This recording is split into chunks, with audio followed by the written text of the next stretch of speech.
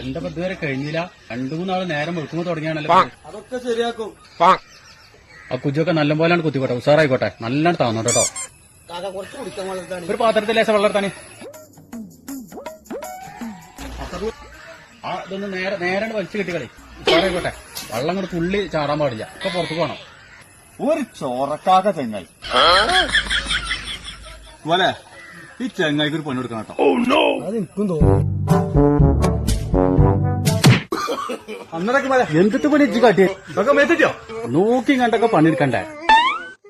ആ മറ നല്ല ടൈറ്റാക്കി കിട്ടോ. ഈ തന്തക്ക് ഒരു പണി കൊടുക്കണം, ആ തന്ത പോകും. no.